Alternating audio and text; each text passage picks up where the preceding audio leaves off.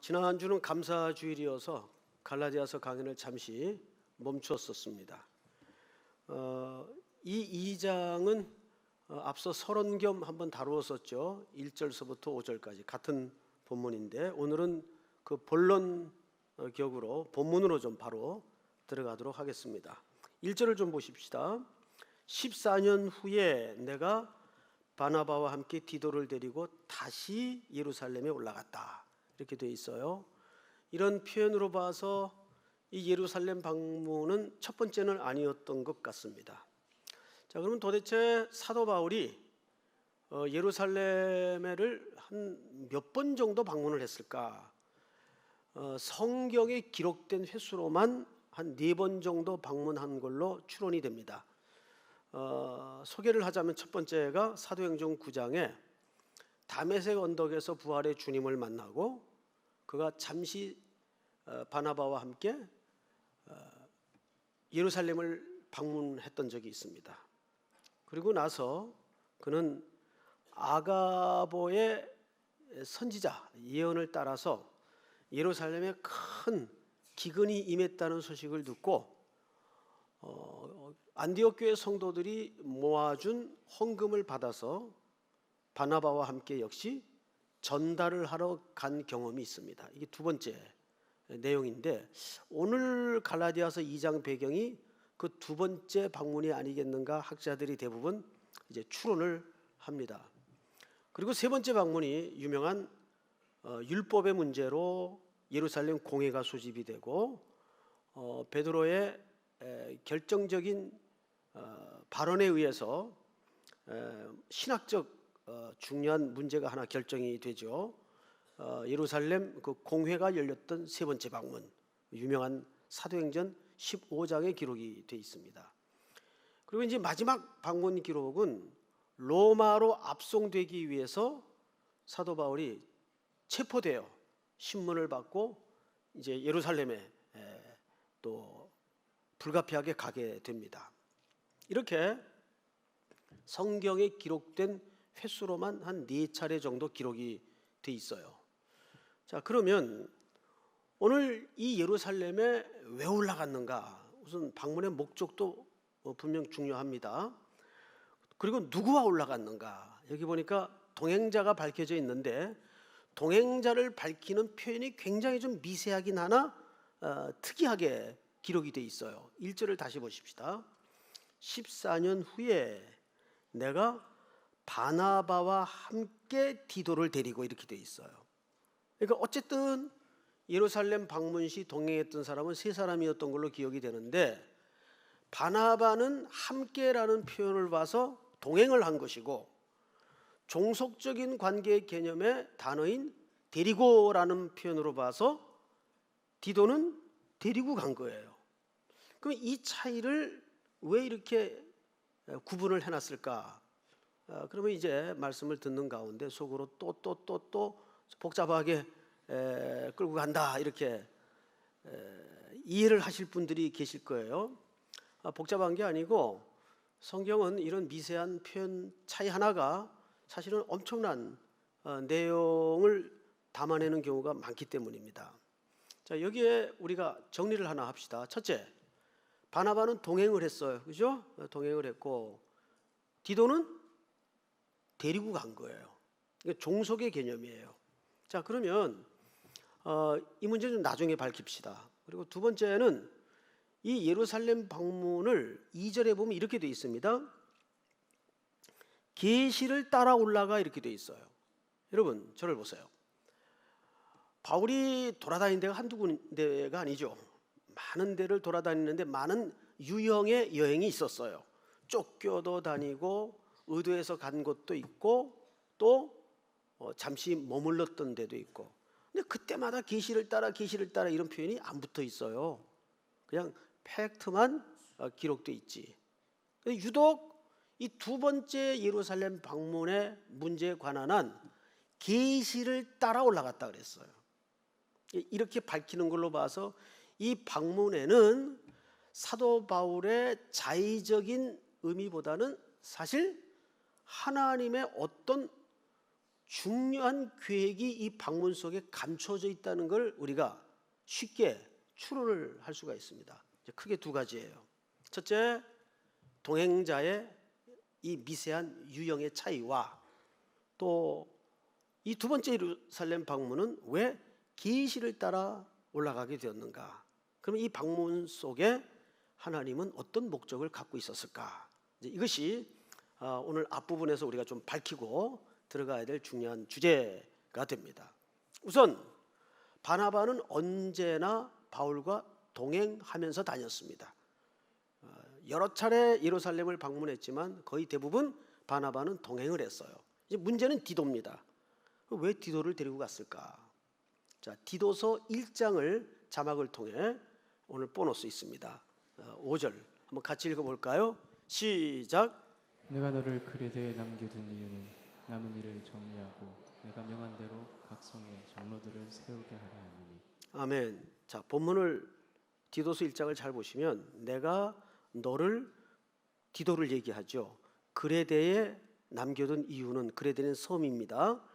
남은 일을 정리하고 내가 명한 대로 각 성에 장로들을 세우게 하려 함이니. 그러니까 이 표현으로 봐서 몇 가지 금방 이제 내용이 등장을 하는데 우리 서론 시간에 잠깐 이 디도의 그 바울의 관계에 대해서 말씀을 드렸죠. 바울이 힘들고 어려운 문제에 봉착할 때마다 제일 먼저 떠올려졌던 인물이 누구라고요? 디도였습니다. 고린도 교회도 참 많은 문제가 있었던 교회죠. 그때 심부름을 누가 합니까? 디도가 합니다. 근데 이 그레데 섬은 섬 사람들의 특이한 기질과 바울에 의해 이 섬에 뿌려진 복음으로 교회가 만들어졌는데 앞으로 이 섬에 감당해야 될 선교 사역이 너무 많아요. 게다가 이 까다로운 기질의 사람들 때문에 아주 선교가 제일 힘들고 어려운 지역이었어요. 근데 늘 이곳에 바울이 머물러 있을 수는 없습니다. 왜? 선교해야 될 때가 많고 몸은 하나인데 여기에만 머물러 있을 수 없잖아요. 그래서 이 어려운 지역을 누구한테 맡겨야 좀 마음이 놓일까 고민하다가 제일 먼저 떠올려졌던 인물이 디도입니다. 그래서 본문을 다시 한번 띄워주실까요? 내가 너를 그레데에 남겨둔 이유는 보세요. 남은 일을 정리하고, 이것은 그레데 교회 안에 벌어졌던 아주 수많은 갈등의 문제였습니다. 또 내가 명한 대로 각 성에 누구를 세우게 하려 함이니? 네, 그레데 섬이 크겠죠. 그러면 그 성마다 영적인 지도자를 세워야 되는데 이 역할을 복음을 가지고 바른 신학을 가지고 감당할 사람들이 바울 주변에 그렇게 많았던 게 아니란 말이에요. 그래서 디도를 여기에 떨어뜨릴 계획을 합니다. 자, 그래서 오늘 이 디도를 앞서 예루살렘에 데려가는 거예요. 왜 데려가는가? 이제 그 이유가 성경에 나와 있습니다. 갈라디아서 2장을 다시 보십시다. 계시를 따라 올라가 내가 이방 가운데서 전파하는 복음을 그들에게 제시하되 유력한 자들에게 사사로이 한 것은 내가 다름질하는 것이나 다름질한 것이 헛되지 않게 하려 함이라. 자, 앞을 보실까요? 무슨 얘기냐면 사도 바울이 이제 예루살렘에 도착을 했어요. 바나바와 함께 디도를 데리고. 그리고 그 예루살렘의 선배 사도들에게 유력한 자라는 것은 바로 선배 사도들을 얘기합니다. 명망 있는 사람들. 그 사도들에게 자기가 그동안 이방 땅을 다니면서 뿌리고 전파했던 복음의 내용을 제시를 한 겁니다. 내가 이런 내용으로 예수 그리스도를 전파한 바울입니다. 그러면서 그것을 왜 설명했는가 하면 지금까지 자기가 복음을 전파한 내용과 또 그 내용을 가지고 앞으로 선교할 사역 때문에 이 본부교회 보고 겸 어떤 확증을 받기 위해서 디도를 데리고 여기에 도착해서 그 설명을 하는 겁니다. 그리고 3절을 보십시다. 그러나 나와 함께 있는 헬라인 디도까지도 억지로 할례를 받게 하지 아니하였으니, 이게 무슨 얘기일까요? 또 저를 보세요. 알고 보니까 이 디도가 유대인이 아니었어요. 헬라 사람이었어요. 즉 이방인이었다 그 말이에요. 그런데 오늘 이 표현으로 봐서 본부교회 선배 사도들이 사도 바울에게 뭘 요구했었는가 하면, 너하고 선교를 같이 다니는 그 동역자인지 제자인지는 잘 모르겠지만 그 이방인 디도에게 그렇다면 할례를 하는 게 좋겠다. 그래야 안전하게 그레데 섬에서도 복음을 전하고 지도자로서 지도자 역할을 할 수 있을 것이 아니냐. 이제 이렇게 해서 할례를 좀 강요했던 것 같아요. 그런데 바울이 그거를 이론지하에 거절했다 그 말이에요. 이제 그런 거절했던 내용을 갈라디아 교인들에게 지금 소개를 하는 겁니다. 왜 거절했을까? 그 이유가 이렇게 소개되어 있습니다. 4절. 이는 가만히 들어온 거짓 형제들 때문이라. 또 앞을 보십시다. 지금 갈라디아라는 서신이 쓰여진 중요한 동기가 뭐였어요? 바울이 없는 틈에 갈라디아 지역에 세워진 교회에 유대로부터 거짓 교사들이 들어와서 다른 복음을 전하기 시작했어요. 여러분, 앞서 복음을 전한 사도 바울이 오직 예수 그리스도로만 구원을 얻는다고 가르쳤지만 그것만으로 구원이 완성되는 게 아닙니다. 우리에게는 모세의 전통을 따라 우리가 오랜 세월 지켜온 율법이 있는데 그 중에 대표적인 것이 할례입니다. 할례를 받아야 우리와 같은 하나님의 백성이 될 수 있습니다. 이렇게 플러스 알파 복음을 갈라디아 지역 교회 성도들에게 유대로부터 올라온 거짓 교사들이 가르친 거예요. 그러니까 이 사람들이 휘청했어요. 도대체 누구 말이 맞는 거야?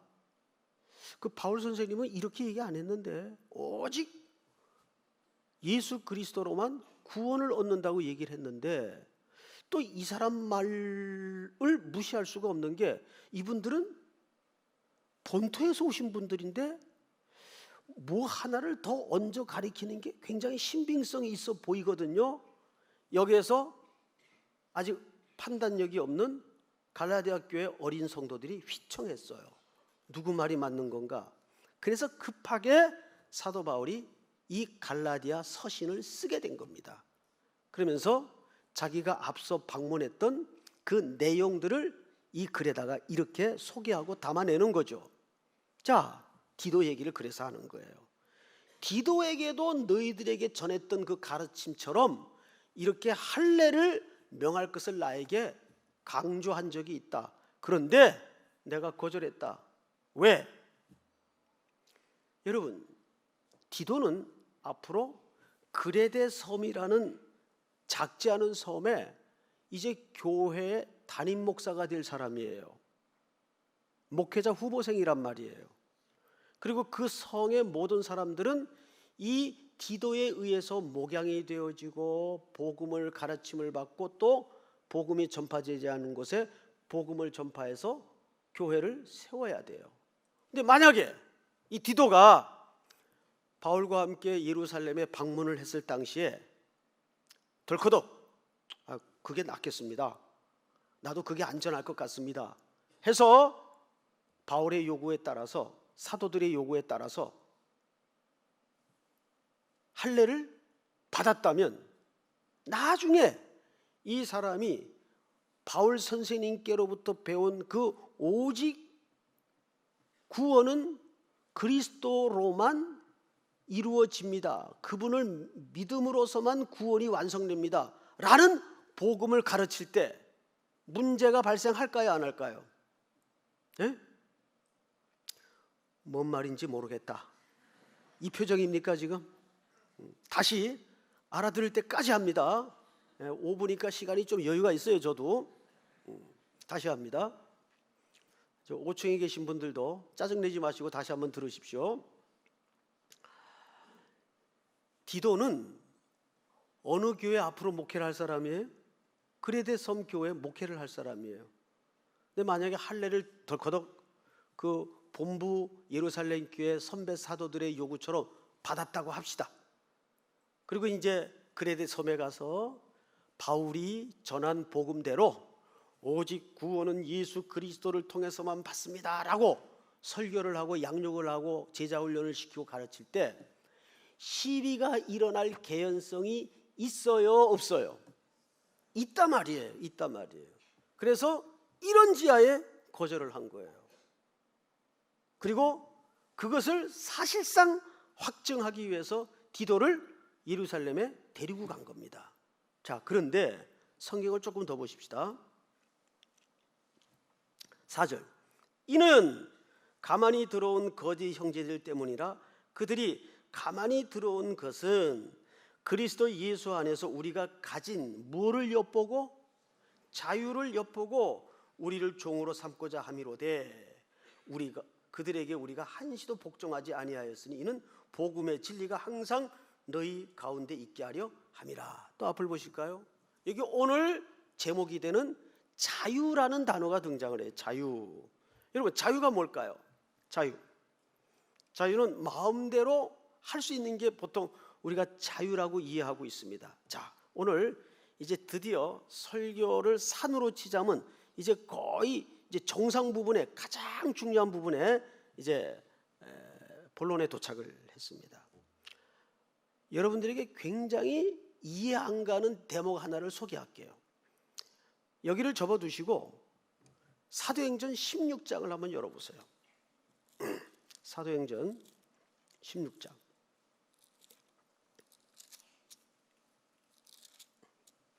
천천히 찾으세요.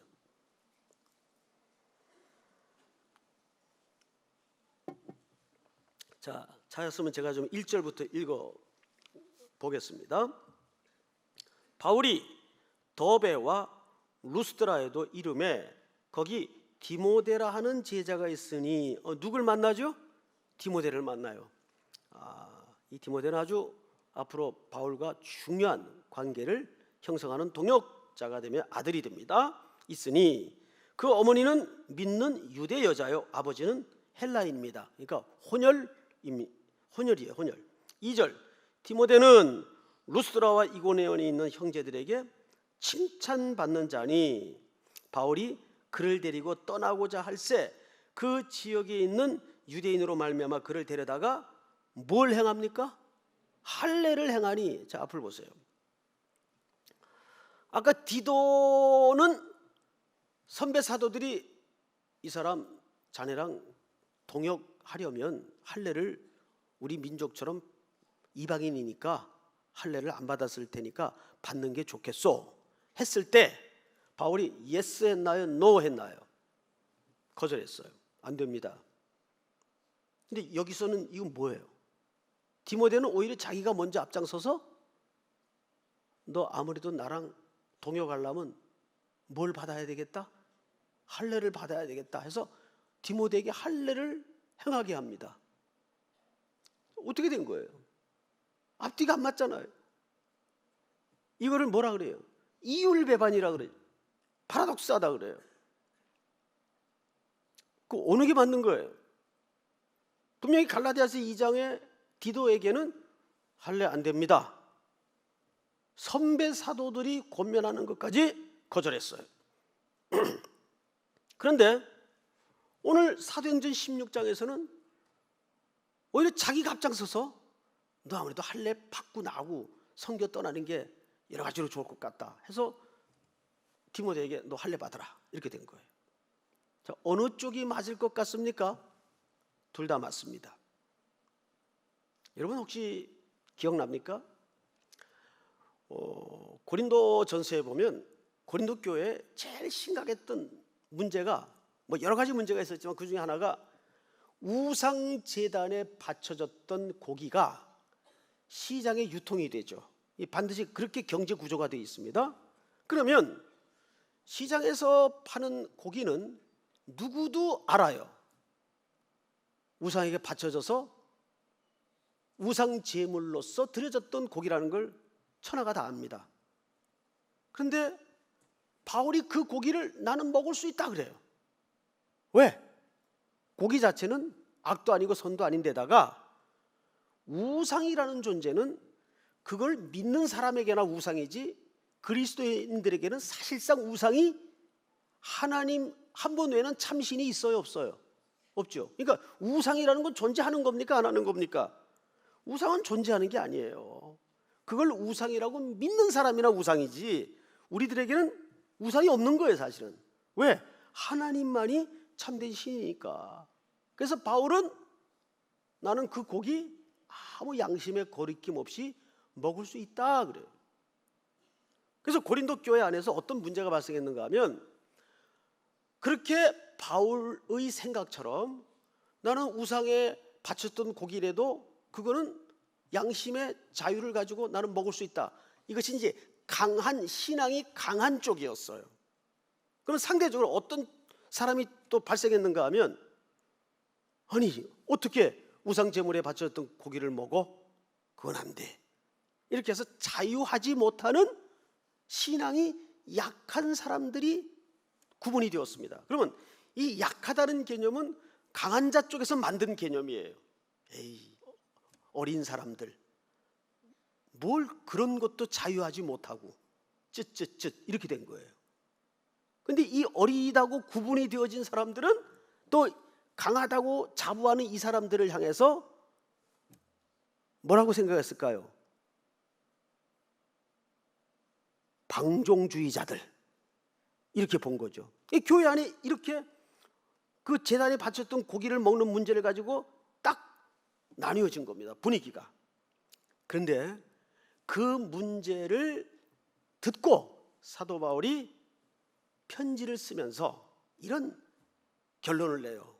그러므로 만일 음식이 내 형제를 실족하게 한다면 나는 영원히 고기를 먹지 아니하여 내 형제를 실족하지 않게 하리라. 이게 무슨 얘기예요? 이런 얘기죠. 나는 먹을 수 있다. 그러나 내가 먹는 자유 때문에 약하다고 구분되어진 그 사람들이 시험에 들고 실족하여 넘어지는 일이 발생한다면 나는 영원히 고기를 안 먹겠다. 고기를 안 먹는 규례를 지키겠다. 이게 자유예요. 이것이 바울이 말하는, 또 바울이 말하고 싶은 진짜 자유입니다. 그러니까 그리스도인들의 자유라는 것은 무엇이든지 할 수 있다라는 개념의 자유가 아니에요. 그리스도인들이 가져야 될 진짜 자유는 할 수 있지만 형제의 덕과 형제의 사랑을 위해서 나는 안 하겠다. 이게 진짜 자유의 완성이라는 거죠. 그러니까 사도 바울은 디도의 경우에는 이 사람이 앞으로 한 지역과 한 교회를 책임질 목회자로서 앞으로 복음을 전하는데 할례를 받으면 이후에 벌어질 시비의 개연성 때문에 안 됩니다. 안 됩니다. 딱 막았어요. 그러나 디모데의 경우는 왜 오히려 자기가 먼저 할례 받고 가자 이랬을까요? 복음을 전파하는데 이 할례 문제가 사소한 시비거리가 되어서 궁극적인 복음 전파의 목적지로 가는데 어려움을 겪을 수 있기 때문에 오히려 할례를 자기가 먼저 명령한 겁니다. 그러니까 오히려 할례는 구원에 관한 한 진리가 아니기 때문에, 본질이 아니기 때문에 할 수도 있고 안 할 수도 있다는 이야기를 이렇게 하는 거예요. 어떤 경우에는 해야 되고 상황에 따라서, 어떤 경우에는 안 해야 된다 그 말이에요. 자, 어렵죠? 결국 그리스도인들의 자유의 기준은 덕과 형제 사랑입니다. 그것이 기초되지 않는 자유는 방임과 방탕과 방종으로 흐르기가 십상입니다. 그래서 오늘 사도 바울이 갈라디아서 2장에서 계속 좀 다음을 한번 살펴보십시다. 이런 얘기를 합니다. 5절, 그들에게 우리가 한시도 복종하지 아니하였으니 이는 복음의 진리가 항상 너희 가운데 있게 하려 함이라. 우리 로마서 10장을 자막으로 한번 보십시다. 다 같이 한번 읽겠습니다. 시작. 그리스도는 모든 믿는 자에게 의를 이루기 위하여 율법의 마침이 되시니라. 본문을 잘 보세요. 그리스도는 모든 믿는 자에게 의를 이루기 위하여, 구원의 완성을 얘기합니다. 뭐의 마침이 되시느니라? 율법의 마침이 되었다는 말은 무슨 뜻일까요? 더 이상 율법으로 종노릇하지 않고 율법으로 구원을 얻는 것이 아니라 오직 그리스도의 죽음과 그분의 의로 우리의 구원은 완성된다, 그 말이에요. 그 외 어떤 복음도 더하거나 빼서는 안 된다는 이야기를 갈라디아서 1장 7절 8절에서 이렇게 강력하게 얘기했어요. 다른 복음은 없나니 다만 어떤 사람들이 너희를 교란하여 그리스도의 복음을 변하게 하려 함이라. 이것이 바로 그 유대 본토에서 올라와 이 갈라디아 성도들에게 플러스 알파의 복음을 가르쳤던 거짓 교사들의 괴계를 고발하는 겁니다. 자, 그리고 6절을 보십시다. 오늘 2장 6절. 유력하다는 이들 중에, 여기 유력하다는 말들은 사도들을 얘기하는 거예요.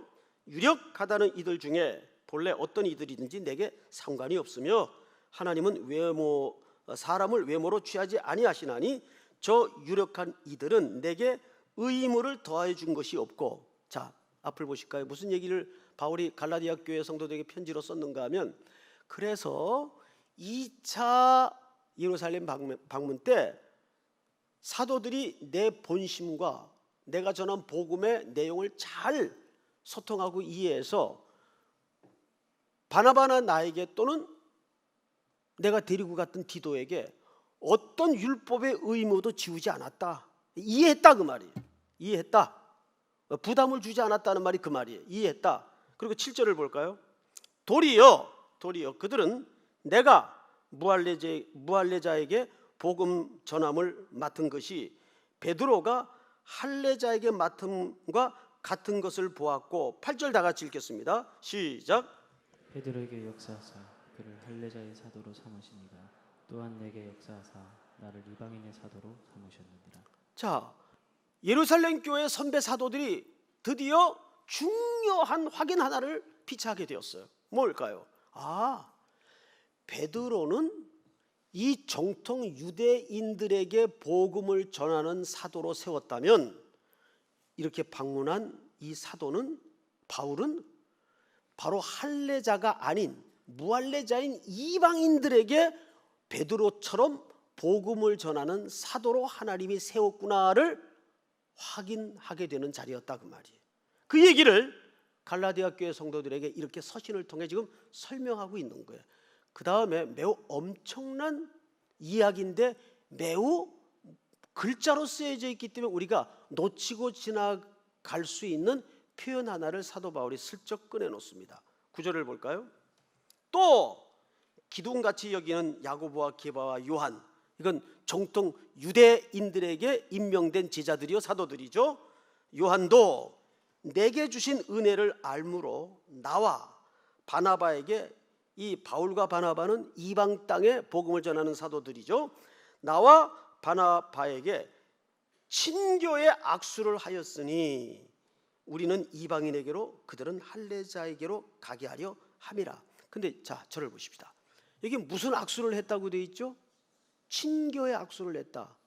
이걸 이제 몇 줄 문장으로 썼기 때문에 별로 이렇게 감동들이 없고 덤덤히 우리가 읽을 수밖에 없어요. 이거는 매우 엄청난 이야기입니다. 잘 감이 안 오면 그냥 제 표정만이라도 보시고, 정말 표정을 보니까 뭐 중요한긴 중요한가 보다, 이 정도라도 좀 인식을 하고 돌아가면 좋겠어요. 에베소에 보면 사도 바울이 이런 얘기를 합니다. 이방인과 유대인 사이에 하나님께서, 그리스도께서 죽으심으로 막힌 담을 허셨다 그랬어요. 이 얘기가 얼마나 중요한 얘기인가 하면, 그리스도의 십자가의 죽음은 민족과 민족, 과거와 현재, 미래와 현재 모든 장벽을 다 허무는 인류 역사의 중요한 소통이었어요. 이 당시까지만 해도 유대인들은 심지어 사도들까지도 구원을 민족적으로 혈통적으로 이해를 했습니다. 그래서 그렇게 할례를 고집부리고 강조를 했던 거예요. 여기서 친교의 악수를 했다는 말은 자, 이제 우리가 서로 입장을 이해했으니까 친하게 지내자, 그 얘기가 아니에요. 이거는 정말 오랜 세월, 심지어는 수천 년 그들의 마음과 그들의 인식 세계를 두껍게 가로막고 있던 담이 무너지는 현장인 것입니다. 친교의 악수를 했다는 것이 이방인을 대표하는 사도와 유대를 대표하는 사도들 사이에 뭐가 이루어진 거예요? 의식의 소통과 화목이 이루어진 거예요. 그리고 공감이 이루어진 겁니다. 저들이나 우리나 그리스도 안에서 한 몸이고 하나의 하나님의 백성이구나. 이거를 딱 한 단어로 친교의 악수를 했다고 말이에요. 그래서 이 친교의 악수는 매우 강력한 적극적인 선교적 단어입니다. 그 이야기를 10절에서 이렇게 표현을 했어요. 자, 10절을 전체가 한번 다시 같이 읽겠습니다. 시작. 다만 우리에게 가난한 자들을 기억하도록 부탁하였으니 이것은 나도 본래부터 힘써 행하여왔노라. 이 10절은 굉장히 좀 생뚱맞은 썩 그렇게 자연스럽지 못한 문장 같아요. 지금 앞에 굉장히 선교적이고 그 중요한 신학적인 논제가 합의가 이루어지고 소통이 이루어지는 그 끝에 왜 갑자기 구제 얘기가 등장을 할까요? 뭐 이런 걸까요? 자, 내가 너희들 다 이해했다. 그러니까 너희들 우리 그 예루살렘 교회가 지금 기근 때문에 어려우니까 좀 물질적으로 도와주는 거 잊지 마라. 이런 세속적인 개념일까요? 그 얘기가 아닙니다. 사도행전 11장을 후에 읽어보면 선지자가 예루살렘 지역의 큰 환난과 기근으로 예루살렘 교회가 굉장히 어려워졌다는 소식을 전하고 예언하게 됩니다. 그래서 이방 교회가 헌금을 모아서 바나바와 바울에게 전달을 부탁을 한 거예요. 그들이 그래서 이 예루살렘을 방문하게 되는 겁니다. 자, 그 얘기를 왜 했는가 그러면 여기 매우 중요한 이유가 있습니다. 우리가 지금 그 여름 2달, 겨울 2달, 넉 달을 선교를 나갈 때마다 1,000원 헌금이라는 걸 해요. 그래서 그걸 걷어서 뭐 몇백만 원, 몇천만 원이든지 현지에 가가지고 연계 교회들을 도와주고 또 우리 교회가 100몇십 개의 어깨동무 사역으로서 지금 미자리 교회들을 도와주는 일을 하고 있습니다. 우리 교회는 재정이 있고 교회가 크니까 그들은 약하니까 이게 구제 차원에서 도와주는 걸까요? 여러분, 교회가 구제를 하는 것은 절대 그런 개념이 아니에요. 이것은 이런 개념입니다. 여기서 왜 구제 얘기가 갑자기 생경맞게 등장을 하냐 하면 이제는 너희들과 우리가 머리이신 그리스도를 중심으로 한 지체요 한 몸이니 이 복음의 은혜의 열매를 이제 우리가 공유하고 나누는 것이라는 복음의 메시지 차원에서의 개념이에요. 이건 약한 자가 도움을 받고 더 넉넉한 자가 도와주는 단순 공식의 개념이 아니에요. 이것은 나눔과 공유와 그리스도의 지체요 한 몸이라는 것을 여기서 이렇게 확인을 하는 겁니다. 믿습니까? 우리가 선교지에 가서 그들을 돕고 물질로 나누지만은 그 나눔은 당신들이나 우리나 하나님 안에서 한 형제요, 당신의 고통이 우리의 고통입니다. 왜? 우리는 그리스도의 한 지체요 한 몸이기 때문입니다. 이 하나의 교회를 확인하고 그 하나님이 더 넉넉하게 하고 유역케 하신 그 공동체로부터 약한 공동체를 함께하게 하는 구제라는 수단을 통해서 그리스도의 몸과 그 교제를 순종케 하는 것이죠. 이것은 돕고 도움을 받는 개념이 절대 아닙니다. 이것은 너무도 아름다운 우리 교회가 주님 오시는 그날까지 놓치지 말아야 될 순종의 현장인 것이죠. 믿습니까? 오늘 우리는 이 10절 끝까지를 살펴보면서 매우 몇 가지 중요한 사실을 인지했습니다. 첫째는 그리스도인의 자유가 뭐냐?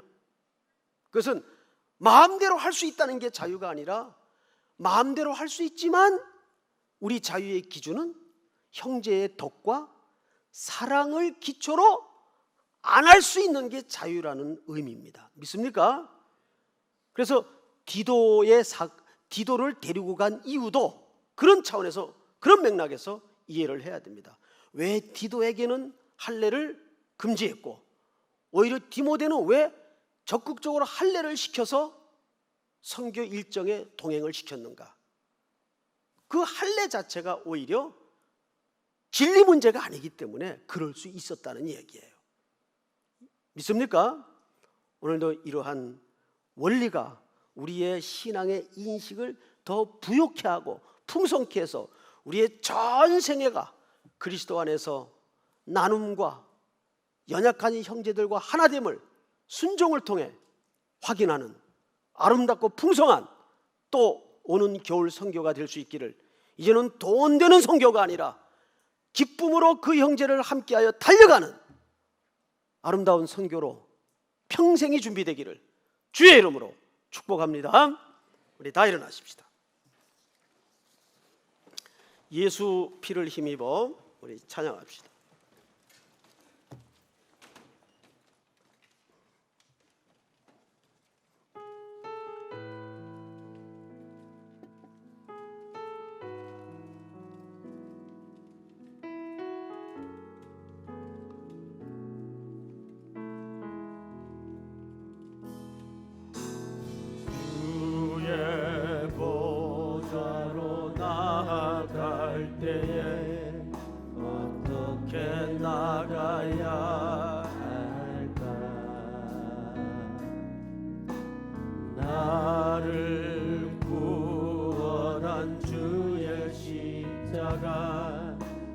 그것을 믿으며 가네. 주의 보좌로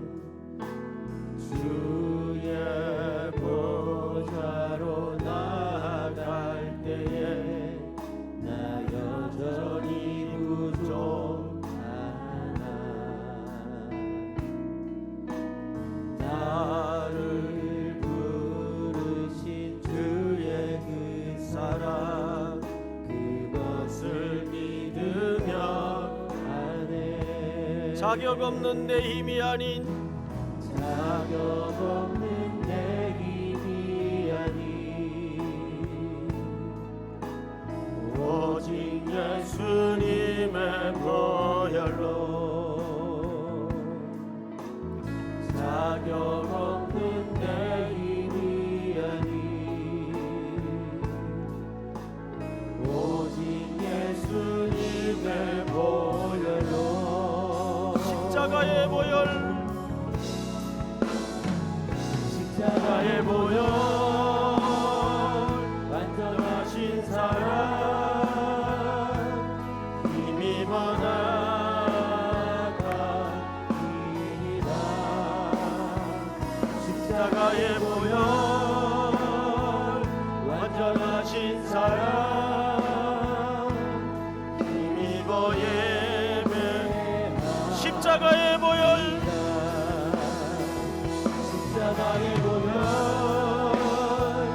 완전하신 사랑, 힘입어 나아갑니다. 십자가의 보혈, 완전하신 사랑, 힘입어 예배하리라.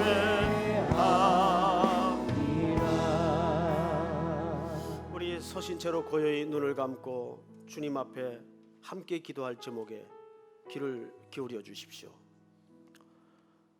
소리치고 싶은 마음도 내려놓고